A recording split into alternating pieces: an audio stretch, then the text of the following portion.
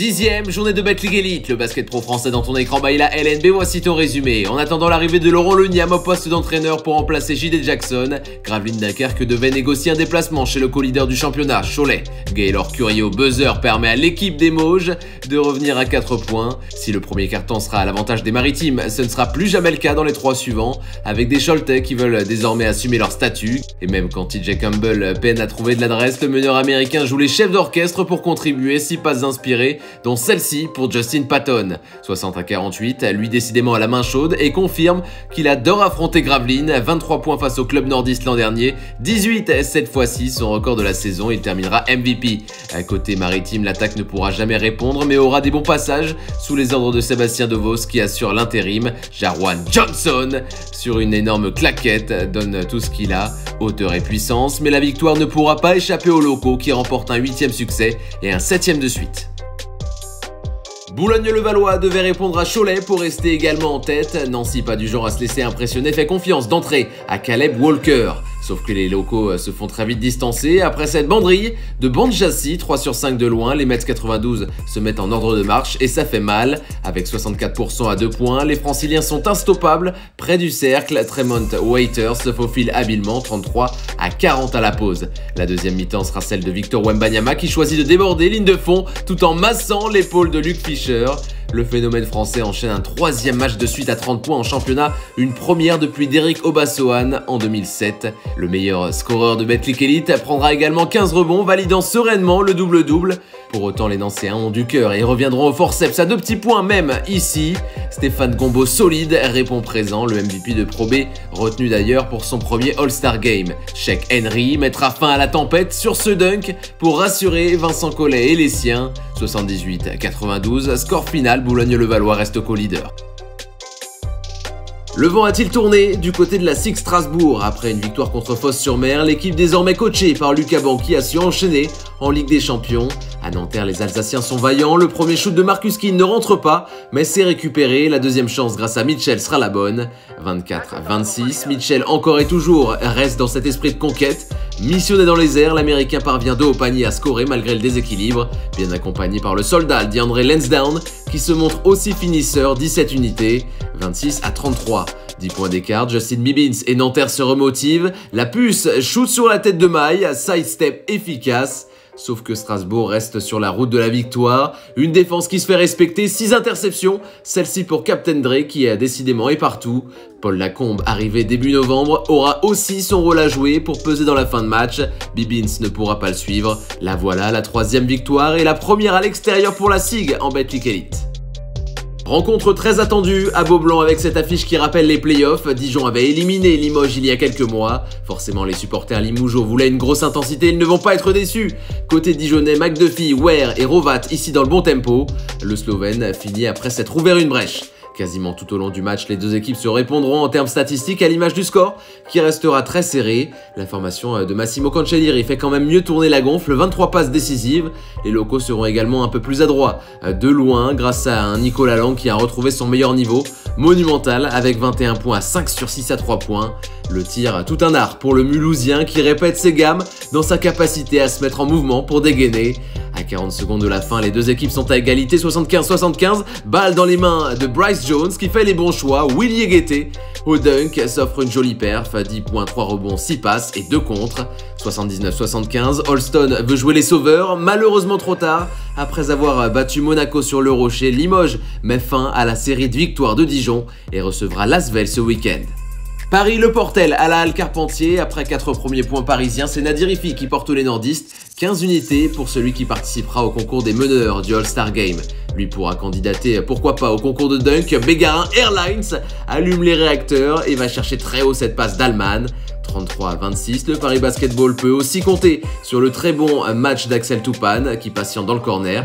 18 points, 8 rebonds et 4 passes. Alors que les locaux s'échappent ici, il faudra mentionner le retour en forme de Benoît Mangin après une luxation du doigt. Il s'offre son record de points dans l'élite, 27, 2 minutes 45 encore à jouer. Kamagaté s'offre un gros dunk pour assurer. Puis Bégarin attire intelligemment la défense sur lui pour mieux ressortir pour la gâchette Gauthier-Denis qui tourne à 57% de loin. Les Parisiens se donnent de l'air après un 3e succès de suite en Betclic Elite et s'installent à la 12e place. Bourg-en-Bresse négocie un nouveau rendez-vous à l'extérieur. À Blois, Axel Julien va se mettre en rythme sur ce premier tir. Les hommes de Freddy Fotoux, qui collectivement sont bien, font vivre la gonfle dans un match très offensif. 24 passes décisives sont distribuées, dont 4 pour Floyd, qui combine dans la raquette 43-50.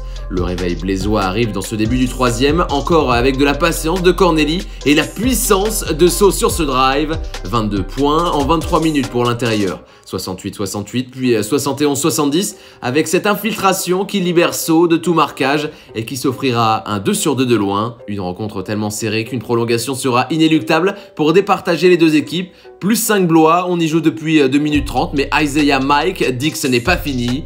Moins 2, le Canadien enchaîne, surmotivé, il est servi de nouveau et se rapproche du cercle pour scorer.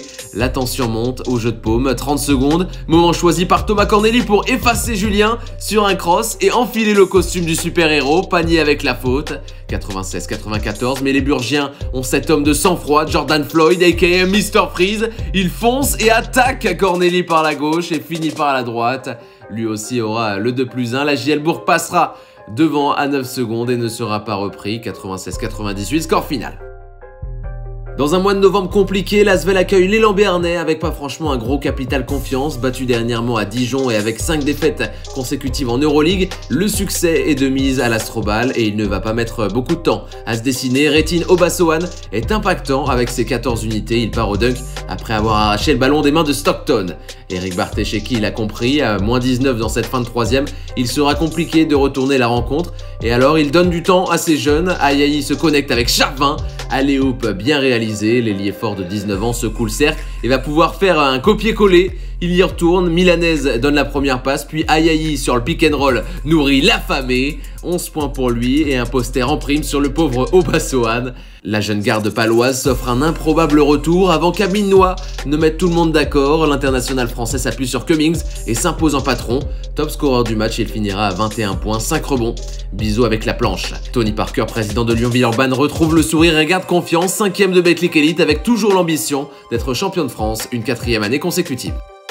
Fos-sur-Mer délocalisait son match une nouvelle fois au Palais des Sports de Marseille. Une réception de Rohan important dans la course au maintien. Windmill sublime de Garlon Green à 22 unités. Justement, il reste 6 minutes et les Bayers donnent tout pour revenir. Afomama a un post-up à jouer, mais sans le jeu à l'opposé, Trescott rentre son panier à 3 points, son premier du match, et ramène son équipe à une possession. Foss passe même devant, 78-75, et on se dit alors que c'est plié, mais Stéphane Moody se marre. Pas de scène de joie côté Jean-Denis Choulet qui le sait, tous jouera en prolongation. Une prolongation où Moody demande à Marsh s'il peut shooter d'encore plus loin. Le Floridien est un garçon qui aime les défis, cerveau débranché et ultra instinct activé, ficelle. 83-87, la chorale accroche un bon résultat quand Foss coince une nouvelle fois avec une 7e défaite, une 5e de suite. Allez, pour conclure, ce mardi, un match de gala à Antares avec la réception de Monaco. Yacouba Ouattara dans une sacrée période et précieux dans ce début de match à shoot au buzzer. Une première mi-temps de folie où les deux équipes se livrent et où Le Mans ne comptera que 6 points de retard à la pause grâce au talent et au tempérament de Casa Kadjamikin. Comment fait-il pour scorer au buzzer au-dessus de Mo Herman et Blossom Game? Nous voilà au retour des vestiaires avec un Motier Jounas toujours aussi croquant et précis. Tout le métier du géant lituanien en mode démo. 62-75, c'était Lio Kobo qui a pris les rênes de la Roca Team. Le MSB a la mauvaise idée de laisser passer sur sa main gauche, sa main forte. N1 pour le All-Star qui rugit. Le club du Rocher passe la barre des 10 et ne baissera plus en intensité. Après ballon perdu, ça court. Alpha Diallo, missionné, résiste à l'impact et conclut. 76-88. À l'orgueil, les Manceaux donneront tout pour terminer la tête haute. Trestinkel, qui vivra son premier All-Star Game fin décembre, termine sur une balle volée. Mais c'est bien Monaco qui a été le plus fort, se replaçant sur le podium avec le même nombre de victoires, mais une défaite de plus que Cholet et Boulogne-le-Valois. Pour la 11e et prochaine journée, tous à vos calendriers. BCM Le Mans vendredi, à Sig Le Portel également. Samedi, à noter le choc entre Limoges et Lasvel, ou encore Gielbourg-Nancy. Enfin dimanche, Monaco-Blois et Pau-Nanterre.